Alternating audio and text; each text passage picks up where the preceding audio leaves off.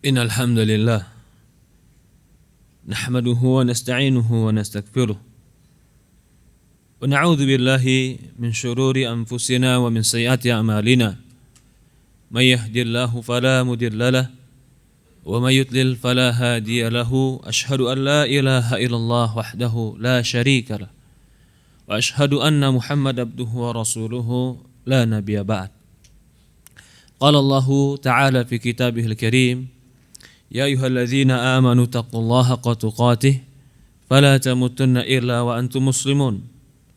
وقال الله سبحانه وتعالى: يا أيها الذين آمنوا اتقوا الله وقولوا قولا سديدا يصلح لكم أعمالكم ويغفر لكم ذنوبكم ومن يطع الله ورسوله فقد فاز فوزا عظيما.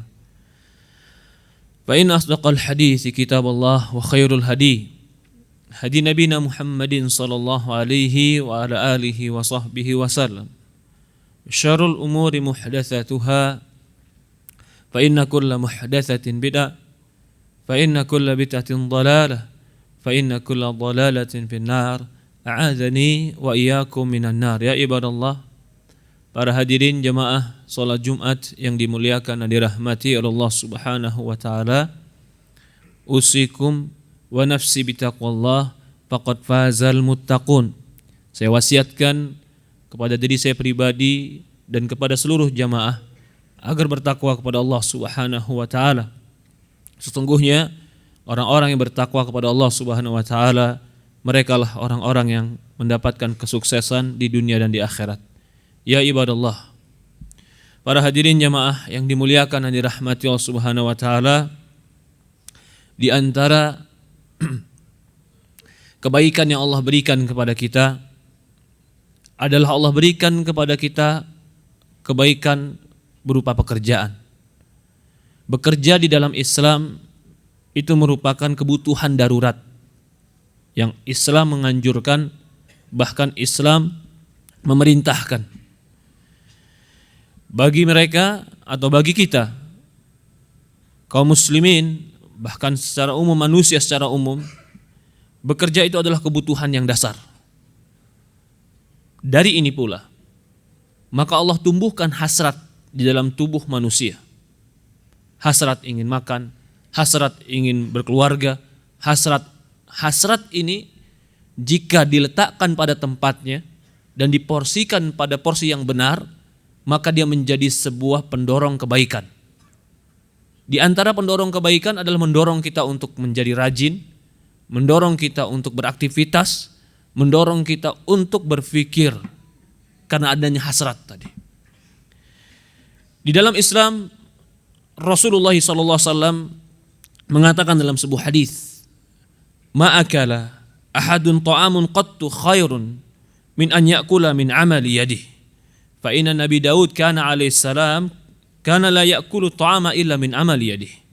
Kata Rasulullah SAW, sebaik-baiknya makanan yang dimakan oleh seorang muslim adalah makanan yang dihasilkan dari tangannya sendiri, jerih payahnya sendiri.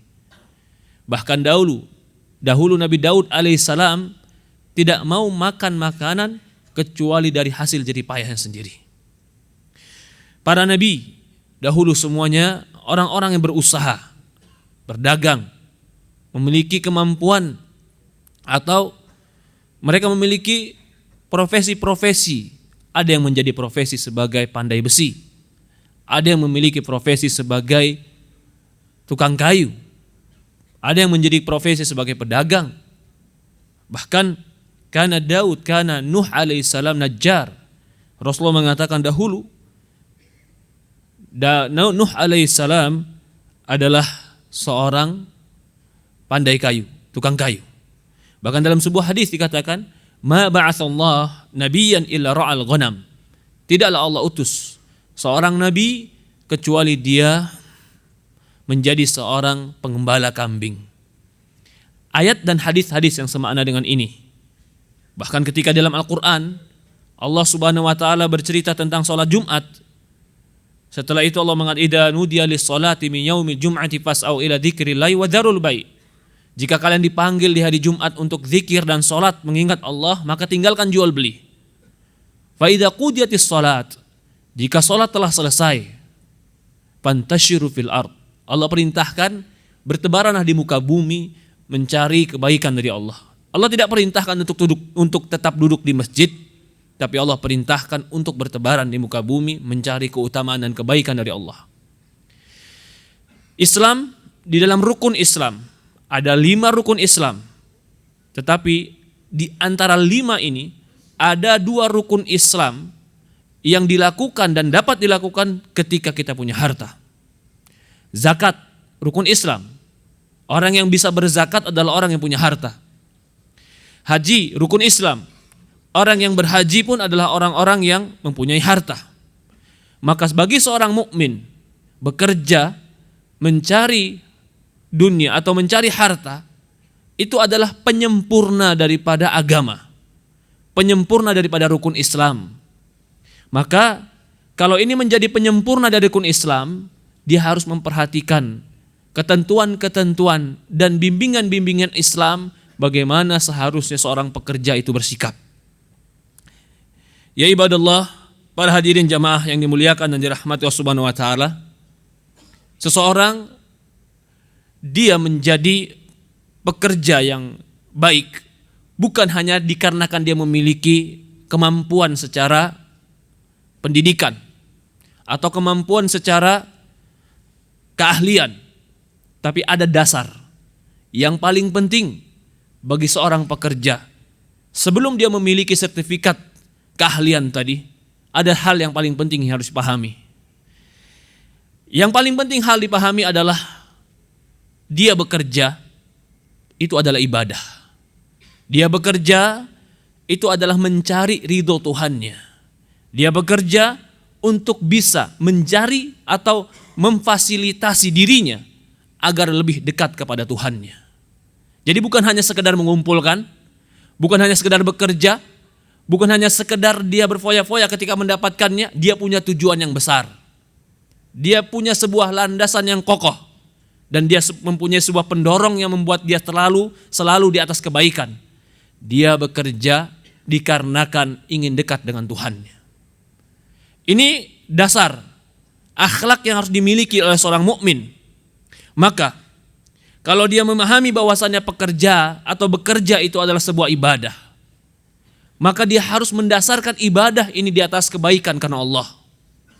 Dia mencari karena Allah, dia keluar karena Allah, dia mengumpulkan karena Allah.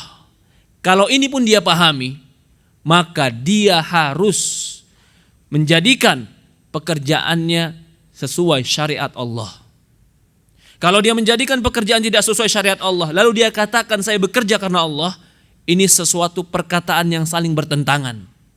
Bagaimana kau katakan aku bekerja karena Allah, sementara yang kau lakukan bukan yang Allah ridhoi? Bagaimana kau katakan saya ingin mendekatkan diri pada Allah, padahal kerjaanmu bukan yang Allah ridhoi? Maka orang mukmin harus bekerja dengan jujur. Orang mukmin harus bekerja dengan amanah. Orang mukmin harus bekerja dengan akhlak yang benar. Bahkan amanah bagi seorang mukmin itu modal dirinya dalam bekerja. Apa itu amanah? Amanah itu bukan hanya jujur. Jujur itu sidik. Amanah itu menunaikan tugas sebagaimana mestinya. Itu amanah. Contoh, ada orang dipinjamkan sebuah mobil. Ketika dia balikkan mobil ini, itu namanya jujur. Tapi ketika dia dipinjamkan sebuah mobil, lalu mobil tadi dia rawat sebagaimana dia merawat mobilnya sendiri.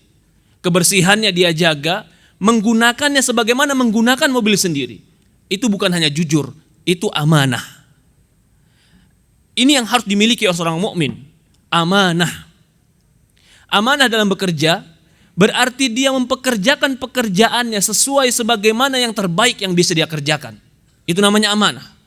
Tapi kalau dia tidak menunaikan dengan sebaik-baiknya, maka bisa dikatakan dia jujur, tapi belum tentu dia masuk dalam kategori amanah. Allah Subhanahu wa taala memuji Rasulullah SAW dikarenakan akhlak yang tinggi. Dan di antara akhlak Rasulullah SAW yang tinggi adalah akhlak amanah. Menunaikan pekerjaan dengan yang terbaik. Dalam sebuah ayat Allah Subhanahu wa taala mengatakan, "Ya ayyuhalladzina amanu la takhunu Allah wa rasul wa takhunu amanatikum wa antum ta'lamun." Kata Allah Subhanahu wa taala, "Wahai orang-orang yang beriman, janganlah kau khianati Allah dan Rasul, dan jangan kau khianati amanah yang kau diberikan kepadamu, wa antum ta'lamun, dan kalian tahu bahwasannya itu adalah amanah dari Allah Subhanahu wa taala." Bahkan Rasulullah SAW mengatakan dalam sebuah hadis, "La imana liman la amanatalah." Kata Rasulullah SAW, tidak ada iman bagi mereka yang tidak memiliki amanah. Ketika dia tidak amanah, ketika dia tidak menjalankan pekerjaan atau tugas sebagaimana yang mestinya, bahkan mungkin dia berkhianat, menunjukkan dia tidak beriman. Tidak beriman di sini menunjukkan bahwasannya berkhianat dan tidak menjalankan tugas sebagaimana mestinya itu adalah termasuk sebuah dosa. Bahkan Rasulullah SAW ketika ditanya tentang kapan hari kiamat, maka Rasulullah SAW mengatakan dalam sebuah riwayat, "Idza usnidal amr ila ghairi ahlihi fantadirus sa'ah." Kata Rasulullah SAW, jika telah diberikan perkara dan urusan kepada bukan ahlinya, ini juga bukan bentuk amanah, fantadirus sa'ah, maka tunggulah hari kiamat. Kata Rasulullah SAW dalam hadis yang lain, ayatul munafik tsalatsah, ciri-ciri orang munafik itu ada 3. Yang pertama, idza haddatsa kadzab, jika dia cerita dia berdusta. Idza wa'ada akhlaf, jika dia berjanji dia menyelisihi janjinya. Wa idza tumina khan, jika dia diberikan kepercayaan dia khianati kepercayaannya. Ini ciri-ciri orang munafikin. Orang munafik menunjukkan kekurangan iman. Maka orang beriman, kalau dia menunaikan amanahnya, bukan saja dia mendapatkan kebaikan di dunia, maka dia akan mendapatkan kebaikan di akhirat. Allah Subhanahu wa taala akan memberkahi dia, memberkahi hidupnya, memberkahi rizkinya, memberkahi keluarganya. Bahkan Allah Subhanahu wa taala akan mengangkat derajatnya di dunia dan di akhirat. Berapa banyak orang yang memiliki kecerdasan tapi tidak memiliki amanah, Allah jatuhkan dia di dunia dan Allah sungkurkan dia di akhirat. Dan berapa banyak mungkin orang tidak memiliki sertifikat atau tidak memiliki ijazah yang tinggi, dia memiliki amanah yang tinggi, memiliki kejujuran yang besar, dia mengerjakan pekerjaannya penuh dengan keikhlasan, Allah angkat derajatnya dunia dan akhirat. Rasulullah SAW dalam sebuah riwayat dikatakan, dahulu Rasulullah SAW di awal-awal dia hanya bekerja sebagai pengembala yang mengembalakan kambing-kambing. Kalau dia sudah mengembalakan kambing-kambing, dia hanya diberikan upah-upah yang receh dan sedikit. Dan Rasulullah SAW melakukan itu. Tapi ternyata dengan Rasulullah SAW amanah ini, walaupun dia harus mengembalakan kambing dengan upah yang ringan, Rasul jalankan ini sampai terdengarlah bahwasannya dia memiliki sebuah amanah yang besar, memiliki sifat yang jujur. Apa yang Allah berikan kepada dia? Khadijah radhiyallahu anha ketika itu mencari pemuda yang amanah, yang bisa membawakan hartanya yang begitu banyak untuk diperdagangkan. Pertanyaannya, apakah Khadijah memilih Nabi kita Muhammad SAW hanya memilih begitu saja? Apa tanpa harus tahu track record sebelumnya bagaimana orang ini? Dari mana Khadijah bisa tahu bahwasan dia paling tepat? Tentu pasti Rasulullah SAW dipilih oleh Khadijah karena memang terkenal dengan keamanahannya. Pertanyaan berikutnya, dari mana orang bisa tahu sementara tidak ada sertifikat amanah ketika itu? Tidak ada ijazah amanah ketika itu. Tidak ada lisensi bahwasannya dia amanah, kecuali hanya ucapan dari ucapan dan tersebar di antara manusia. Maka di sini dipahami, orang yang amanah memiliki kejujuran dan dia mengerjakan tugas sebagaimana mestinya, dia akan mendapatkan sesuatu yang terbaik ketika itu menjadi kepercayaan dari orang lain. Dan Rasulullah SAW mendapatkan itu. Ya ibadallah, para hadirin jamaah yang dimuliakan dan dirahmati Allah Subhanahu wa taala. Allah Subhanahu wa taala mengatakan, atau Rasulullah SAW mengatakan dalam sebuah riwayat, "Fala takhunu man khanak." Kata Rasulullah SAW, jangan kau berkhianat kepada orang yang mengkhianatimu. Hadis ini ingin menegaskan, tidak boleh berkhianat kepada orang yang berkhianat kepada kita. Maka kalau berkhianat kepada orang berkhianat kepada kita itu kejelekan, bagaimana lagi orang yang berkhianat kepada orang yang telah memberikan kepercayaan kepada dia?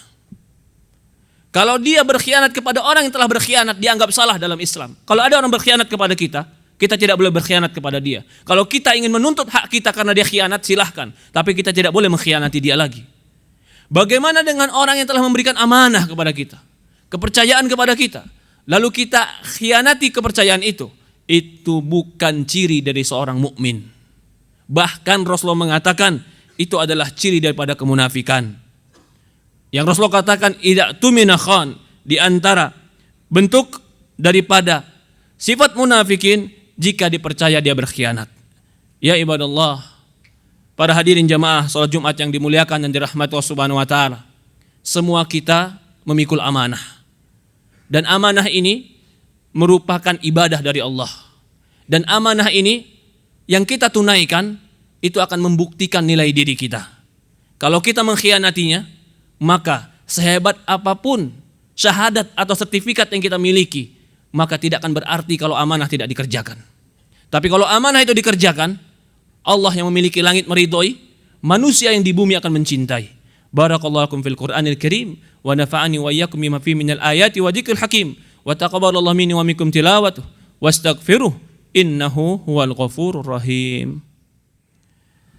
Alhamdulillah. Wassalatu wassalamu ala asyrafil anbiya'il mursalin ala nabiyina Muhammadin sallallahu alaihi wa ala alihi wa sahbihi wasallam. Ya ibadallah, usikum wa nafsi bitaqwallah faqad fazal muttaqun. Para hadirin jamaah salat Jumat yang dimuliakan dan dirahmati Allah Subhanahu wa taala.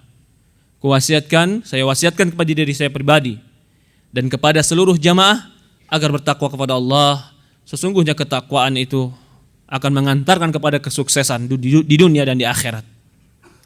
Ya ibadallah, kalau kita berbicara amanah, itu adalah aman dalam bekerja.